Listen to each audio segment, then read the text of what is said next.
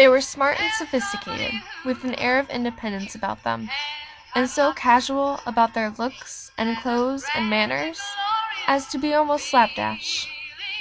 I don't know if I realized as soon as I began seeing them that they represented the wave of the future, but I do know I was drawn to them.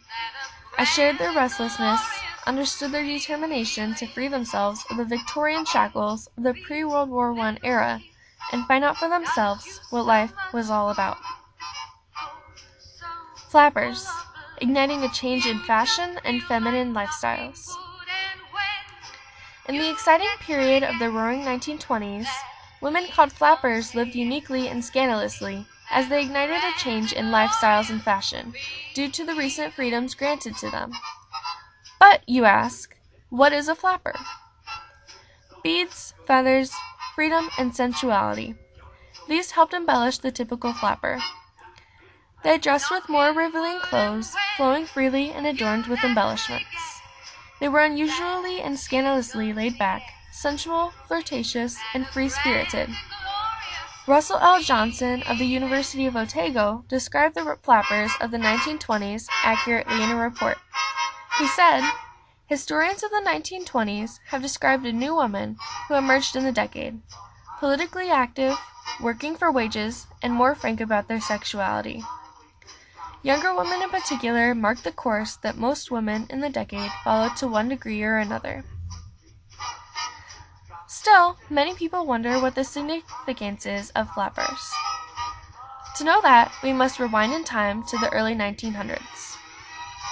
Women's fashion before the 1920s consisted of modest, full dresses, corsets, and full hairstyles. Women had to speak, act, and do everything with grace and poise. There was to be no excessive drinking or dancing, and no encouragement of sensuality or revealing clothes. Also, the undergarment, known as the corset, was viewed as something proper and intended. However, flappers were quite the opposite of the past proper women. They rid the constricting and accentuating corset and clothing and obtained new, free-flowing outfits. They often indulged in dancing at clubs and spending time leisurely. Women also began working during that time period, as they began receiving more power and rights. Many people blamed flappers for downfalls in society during that time, because of the reckless behavior. Also, people wonder what the causes are of the flapper. The 19th Amendment was a major contribution to the flapper revolution because it allowed women to vote. It gave them a new right and sense of freedom, thus evolving the woman's thinking in the 1920s. Women felt like if they could vote, they could have their own lives and personal opinions. Thus, they rid the old styles that constructed a woman. Many people think that flappers led to the Great Depression because they also indulged on spending and credit use. They started shopping more to fulfill personal wants and needs. In the infamous novel The Great Gatsby, we watch Jay Gatsby's extravagant life play out, while we even get a look on his inside parties. There, we examine multiple flappers without even being told what they are. We can tell this because they wear loose, flowing dresses. Also, they playfully surround men while indulging in alcohol and dancing. We encounter one flapper in the book, Miss Baedeker, who had an overload of alcohol. Miss Baedeker did cause a scene as she drunkenly urged strangers. Baedeker's friend burst out, "Oh, she's all right now. When she's had 5 or 6 cocktails, she always starts screaming." I tell her she ought to leave it alone. Miss Baedeker's friend made it apparent that this behavior was normal, and it has occurred more than once before.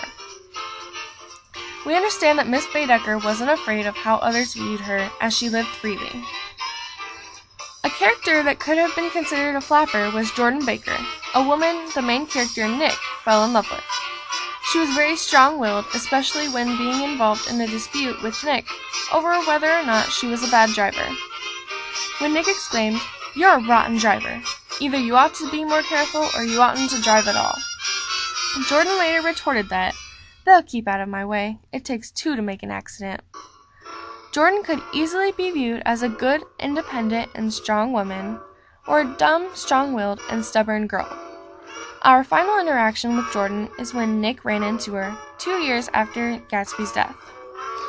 Nick exclaimed with retrospect, "She was dressed to play golf, and I remember thinking she looked like a good illustration, her chin raised a little jauntily, her hair the color of an autumn leaf, her face the same brown tint as the fingerless glove on her knee." When I had finished, she told me without comment that she was engaged to another man. I doubted that, even though there were several she could have married at a nod of her head, but I pretended to be surprised. In one scene of The Great Gatsby, Nick has a conversation with a man, Mr. Sloane, concerning the topic of women and flappers after a woman spontaneously invited them to a dinner party. Mr. Sloane exclaimed, "She has a big dinner party, and he won't know a soul there. By God, I may be old-fashioned in my ideas, but women run around too much these days to suit me. They meet all kinds of crazy fish." Many people do believe that the writer of The Great Gatsby, F. Scott Fitzgerald, disapproved of the flappers because of his odd predicaments that are caused by the women in the book. In conclusion, flappers were loved, hated, stereotyped, and used as scapegoats. However, they contributed to the frivolous and spontaneous decade of the 1920s, as they added to women's history and contributed to the evolution of fashion.